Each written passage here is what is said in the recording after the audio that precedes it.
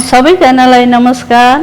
पोखरिया मावि शिक्षक म बिन्दा पोखरेल र म कक्षा 4 को नेपाली विषय पढाउनको लागि नानी बाबुहरू समक्ष प्रस्तुत भइरहेको छु।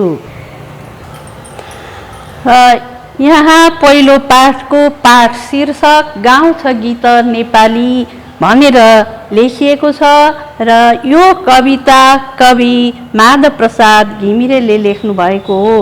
यो गाउँ छ गीत भन्ने नानी बाबुहरू कविता हो है, तिमीहरूले ध्यान दिएर सुन्ने। यो कविता कवि माधव प्रसाद घिमिरेले लेख्नु भएको हो र उहाँको जन्म विक्रम सम्वत 1976 सालमा अनि लमजुङको पुस्तन गण्डकी अञ्चलमा भएको थियो र नेपाल सरकारबाट 2058 मा उहाँले राष्ट्रकविको सम्मान प्राप्त गर्नुभएको थियो र उहाँले नेपाली साहित्यमा धेरै कविताहरू लेखेर नेपाली साहित्यको भण्डार भर्ने काम गर्नुभएको छ है त। अब ध्यान दिएर नानी बाबुहरूले सुन्ने। म यो कविता सस्वर वाचन गर्न गइरहेको छु र तपाईहरूले पनि म सँगसँगै सस्वर वाचन गर्ने। ल त अब हामी अगाडि बढौँ। गाउँछ गीत नेपाली ज्योतिको पङ्ख उचाली, जय जय जय हे नेपाल सुन्दर शान्त विशाल, सुन्दर शान्त विशाल। ल अब यहाँ कविवर घिमिरेले हामीलाई गाउँछ गीत नेपाली ज्योतिको पङ्ख उचाली यो श्लोकमा जय जय जय हे नेपाल सुन्दर शान्त विशाल भनेर भन्नुभएको छ। यो कविता राष्ट्र प्रेम राष्ट्र भक्ति उहाँले यहाँ प्रस्तुत गर्नुभएको छ। कविताका मार्फत हाम्रो देश शान्त सुन्दर र विशाल छ भन्ने कुरा यहाँ हामीलाई बताउनु भएको छ कविज्यूले। र नानी बाबुहरू हाम्रो देश एकदम सुन्दर शान्त विशाल छ, प्रकृतिको मनोरम दृश्यहरूले भरिपूर्ण छ। लाग्छ कि स्वर्गको एक टुक्रा नै यस धरतीमा झरेको हो कि भन्ने जस्तो हामीलाई भान हुन्छ यो कवितामा। र हाम्रो देश नेपाल यति सुन्दर शान्त र विशाल छ। अनि गण्डकी कोशी कर्णाली मेची र महाकाली लेकर बेसी बिउझाउँछन् लहर लाखौँ उचाली भनेर यहाँ कविज्यूले प्रस्तुत गर्नुभएको छ। गण्डकी कोशी कर्णाली मेची महाकाली जस्ता नदीहरूले हिमाल पहाड तराई सबै यो भूमि सिंचित गरेर हरियाली हराभरा पारेका छन् यी नदीहरूको जलले। र अनि यी नदीहरूले हामी सम्पूर्ण नेपालीहरूलाई विकासको बाटोमा अघि बढ्न प्रेरित गरिरहेका छन्। अनि हिमाल चुली हाम्रै देशमा विश्वको सर्वोच्च शिखर सगरमाथा हाम्रै देशमा छ र घामको पहिलो झुल्को पर्ने पनि त्यही सगरमाथा नै हो र यस्तो प्रकृतिको देन भएको देश हाम्रो देश नेपाल विशाल छ महान छ भन्दै कविज्यूले हामीलाई यहाँ बताउनु भएको छ। र त्यस्तो विश्वको सर्वोच्च शिखर सगरमाथामा पुग्ने पहिलो व्यक्ति नै हाम्रै नेपाली हुनुहुन्छ, उहाँ तेन्जिङ नोर्गे शेर्पा। नानीहरूले सुनेको छ होला नि यो नाम। उहाँको पहिलो पाइला सगरमाथामा परेको थियो। विश्वको सर्वोच्च शिखर सगरमाथामा पहिले पुग्ने नेपाली उहाँ नै हुनुहुन्छ। र यसरी कवि घिमिरेले हामीलाई राष्ट्रभक्तिका कुराहरू देशप्रेमका कुराहरू प्रस्तुत गर्नुभएको छ। अब हामी दोस्रो श्लोकमा जाउँ है त। ल नानीहरूले पनि सुन्दैछौ होला नि राम्रोसँग, यहाँ म सँगसँगै सस्वर वाचन गर है त।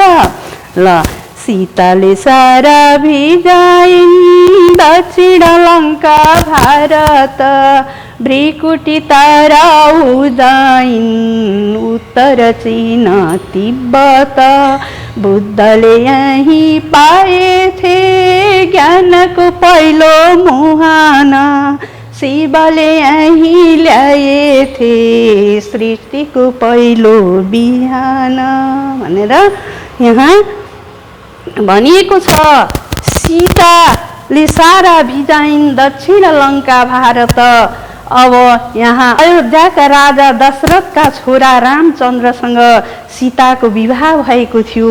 यी नेपाली चेली सीताले दक्षिण लङ्का भारतसम्म हाम्रो देश नेपालको नाम फैलाएकी थिइन् र हाम्रो देश नेपालको शिक्षा र संस्कारलाई उहाँसम्म उनले पुर्याएकी थिइन् भने त्यस्तै भ्रिकुटी अंशुवर्माकी छोरी भ्रिकुटी यिनीले पनि उत्तर चीन तिब्बतसम्म हाम्रो देश नेपाल र नेपाली भनेर सबैलाई चिनाएकी थिइन्। यी यस्ता महान छोरीहरू चेलीहरू यही हाम्रो नेपाल भूमिमा जन्मिएका थिए। त्यसैले हाम्रो देश महान छ भनेर विश्व सामु चिनाएका छन्। र बुद्धले यहीँ पाएथे ज्ञानको पहिलो मुहान शिवले यहीँ ल्याएथे सृष्टिको पहिलो बिहान। यसरी कवि घिमिरेले यहाँ बुद्ध जस्ता शान्तिका दूत हाम्रै देश नेपालबाट ज्ञान प्राप्त गर्न प्रेरित भएका हुन् भने भगवान शिवले तपस्या गर्ने तपोभूमि पनि हाम्रै देश नेपाल हो। यस्तो पुण्य स्थल हाम्रो देश नेपाल पुण्य भूमि यस्तो पवित्र स्थल मानिन्छ। त्यसैले हाम्रो देश महान छ विशाल छ भनेर यहाँ कविले हामीलाई बताउनु भएको छ। नानी बाबुहरू बुझ्दैछौ होला नि? ल है त अब फेरि हामी अझै अगाडि बढौँ र यहाँ भनिएको छ। अब म तेस्रो श्लोक वाचन गर्न गइरहेको छु। सबैजनाले म सँगसँगै वाचन गर्ने है त।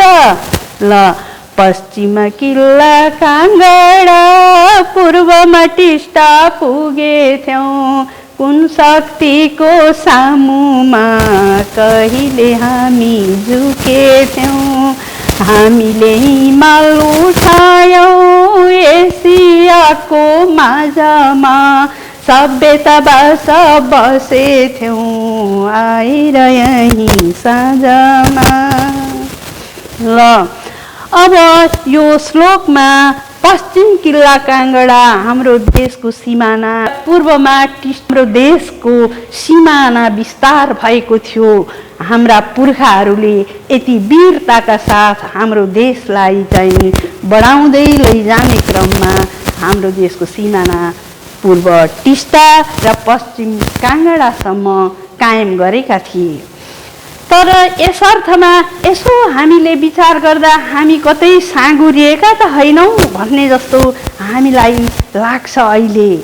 तर सानै भए पनि हाम्रो देश महान छ विशाल छ र कुन शक्तिको सामुमा देशको सीमा बढाउने क्रममा हामी कुनै पनि शत्रु कुनै पनि अरू शक्तिका सामु कहिल्यै पनि हामी झुकेनौँ, बरु अरू शक्तिलाई परास्त गर्यौँ।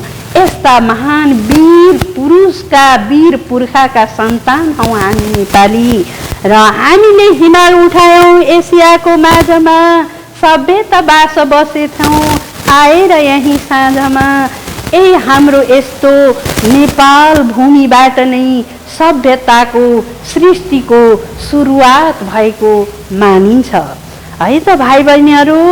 अब सुन्दैछौ होला नि? फेरि हामी अब अर्को श्लोकमा प्रवेश गरौँ र हामी यो श्लोक भन्दैछु, नानी बाबुहरू पनि म सँगसँगै भन्ने है त। ल ए नेपाली धुलामा दिलको फूल रोपेर ए पहाडी शिलामा प्रीतिको गीत खोपेर बाँचौँला हामी नेपालमा चन्द्र र सूर्य ध्वजाली नाचौँला हामी हिमालमा ज्योतिको पङ्ख उचाली। जय जय जय हे नेपाल, सुन्दर शान्त विशाल, सुन्दर शान्त विशाल। अब यो श्लोकमा कवि घिमिरेले हामीलाई के भन्नुभएको छ भने यही नेपाली धुलामा, यही नेपाली माटोमा हामी जे जस्तो भए पनि यही रमाउन सक्नुपर्छ, यही हाँसी खुसी जीवन बिताउन सक्नुपर्छ भन्ने कुरा यहाँ बताउनु भएको छ। र यही नेपाली धुलामा हामीले माया प्रेम गाँस्न सक्नुपर्छ। आफ्नो जननी जन्मभूमि स्वर्गादपि गरियसी भन्ने कुरा यहाँ चरितार्थ भएको छ। नानीहरूले यो कुरा बुझ्यौ कि बुझेनौ?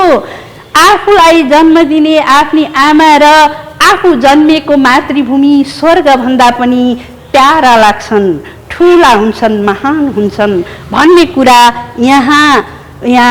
यहाँ प्रस्तुत भए जस्तै यहाँ हामीलाई भान हुन्छ। सुन्यौ है त नानीहरू? ल यहाँ हेर्दै गर्ने र अब यही पहाडी शिलामा कहिल्यै नमेटिने गरी, कहिल्यै नबिर्सिने गरी हामीले आफ्नो देशभक्ति, राष्ट्र प्रेम हामीले राखिरहनुपर्छ भन्दै हामी आफ्नो देशको राष्ट्रिय झन्डा चन्द्र सूर्यले अंकित भएको हाम्रो राष्ट्रिय झन्डा लिएर हामी नेपाल र नेपालीको नाम विश्व सामु चिनाउन सधैँ अघि बढ्नुपर्छ। हाम्रो राष्ट्रिय झन्डामा चन्द्र र सूर्य अंकित गरिएको छ। यसको के हुन सक्छ यो चन्द्र र सूर्य अंकितको अर्थ?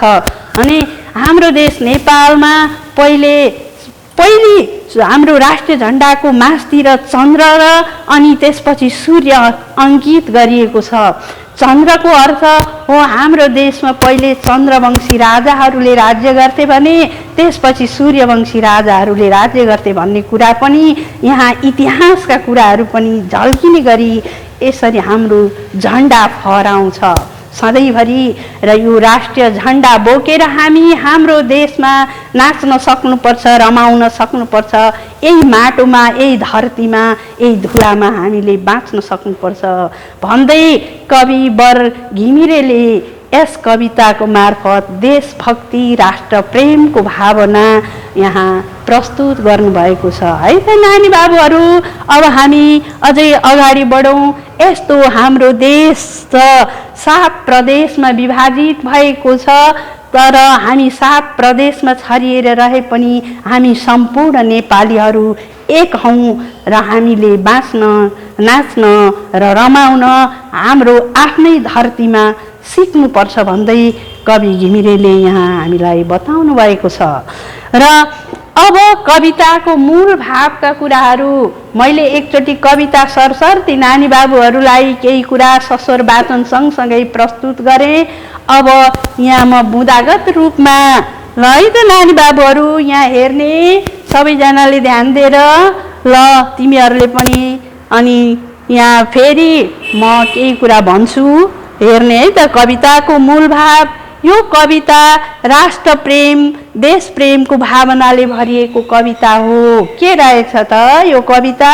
राष्ट्र भक्ति, देश प्रेमको भावनाले भरिएको कविता रहेछ। नेपाल प्राकृतिक सम्पदाले भरिएको सुन्दर, शान्त, विशाल देश हो। यहाँको जस्तो हिमाल, पहाड, तराईले बनेको भू बनावट अन्यत्र यस धरतीमा अरू कुनै पनि देशमा छैन होला भन्दै हाम्रो देश यस्तो महान छ भन्ने कुरा दोस्रो बुँदाले प्रस्तुत गरेको छ।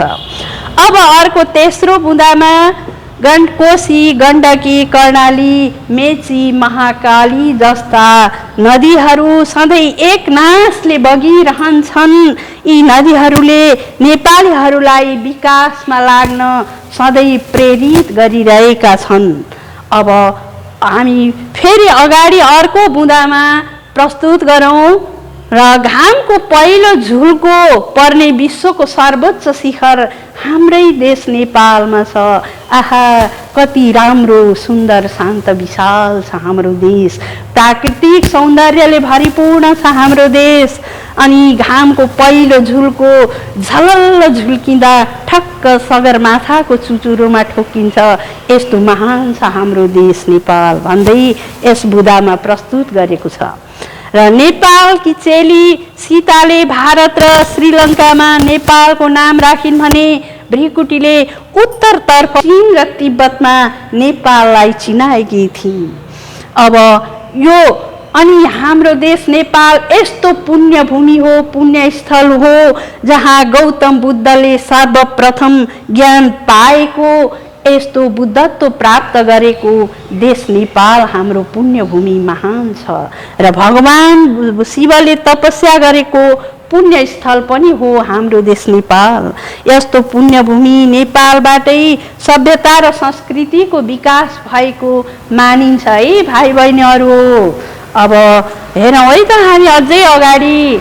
अब नेपालीहरूले रगत पसिना बगाउँदै पूर्वमा टिस्टा र पश्चिममा किल्ला काङ्गडा नदीसम्म देशको सीमा विस्तार गरेका थिए।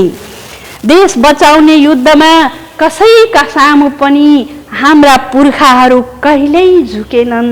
यस्ता वीर पुर्खाका सन्तान हौँ हामी नेपाली। आफ्नो देशलाई सधैँ उच्च राख्नुपर्छ भन्ने कुरा यहाँ प्रस्तुत छ। र अब अर्को बुँदामा प्रवेश गरौँ। हामीले आफ्नो देशलाई माया गर्नुपर्छ, यसैमा रमाउन सक्नुपर्छ। हृदयदेखि नै देशप्रेमका गीतहरू गाउन र पहाडी शिलामा प्रीतिका गीतहरू खोप्न सक्नुपर्छ भन्दै यस बुँदामा कवि घिमिरेले बताउनु भएको छ भने अब अर्को बुँदामा म भन्छु, ध्यान दिएर सुन्ने भाइ बहिनीहरूले। चन्द्र सूर्य अङ्कित अलौकिक हाम्रो राष्ट्रिय झन्डा बोकेर हामी यही भूमिमा, यही जन्मस्थलमा, यही नेपाल भूमिमा हामी सधैँ बाँच्नुपर्छ, नाच्नुपर्छ, रमाउनुपर्छ भन्दै यहाँ यस कवितामा यसरी भनिएको छ।